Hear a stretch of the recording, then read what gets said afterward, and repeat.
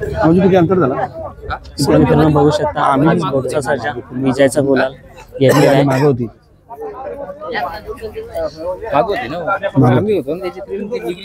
ती मागे होती 9 रुपये आपण होती तो मागे होती.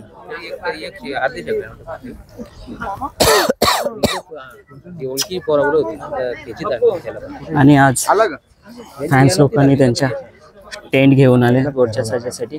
सो आता आपण थोड्याच वेळात दादाची संवाद साधूया.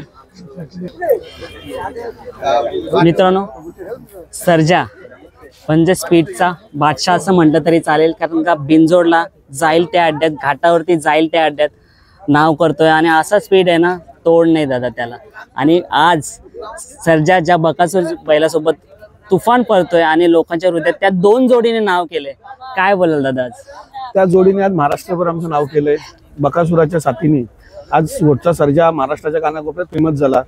आज तुम्ही बघताय की त्याच्यावर असणारं प्रेम, त्यात मोहिल शेठ स्वतः काम सगळं सोडून सकाळपासून अड्ड्यामध्ये आहेत.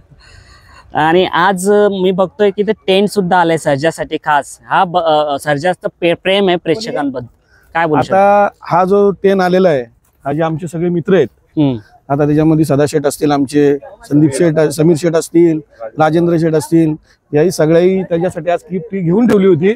ते काल घेऊन येत होते, पण त्यांना सांगितलं काल नका येऊ तुम्ही, आज मैदानातच या.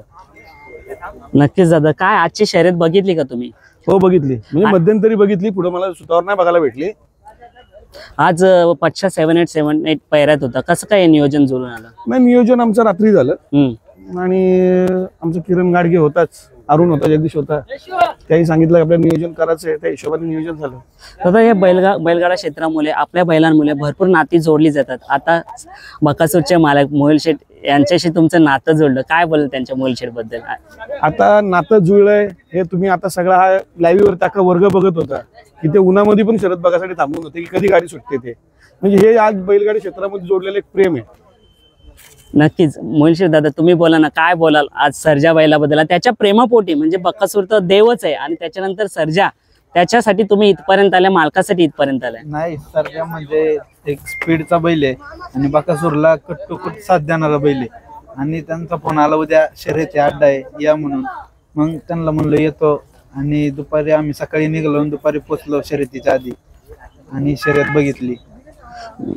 पुसेगावचा मैदान, तिथे सुद्धा जर ती म्हणजे लास्टला गाडी फॉल झाली, नाहीतर आपलाच नंबर पहिला होता. जनतेच्या मनातली हिंद केसरी जोडी आहे ती, पण कुठेतरी निर्णय पण मान्य करावे लागतात कमिटीचे. ते निर्णय मान्य करून आम्हाला जो नंबर दिला तो आम्ही मान्य केला.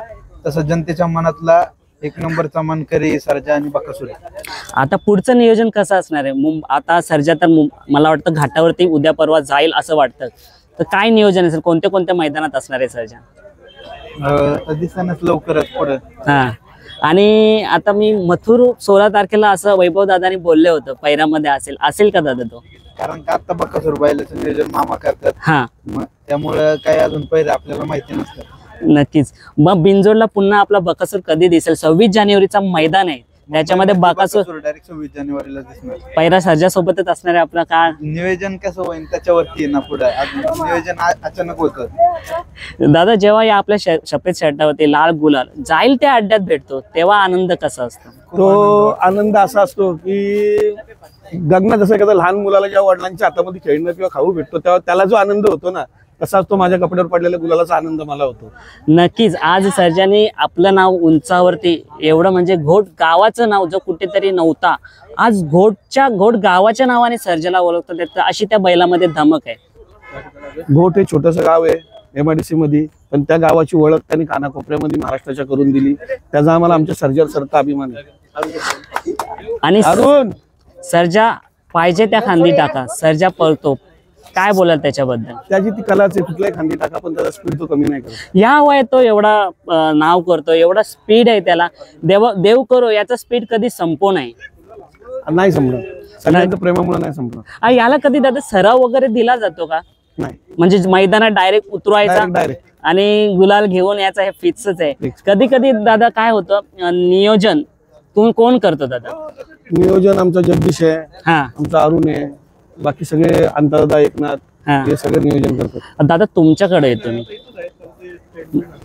दादा जेव्हा बैल पळतो आपला तेव्हा आपल्याला गर्व असतो आणि कधी कधी बाईट अशी होते की आपल्या बैलाची आपण तारीफ करत असतो पण काही लोकांना ती तारीफ आवडत नाही, जसे मागच्या बाईटमध्ये झालं होतं. तर काय तुम्ही बोलाल?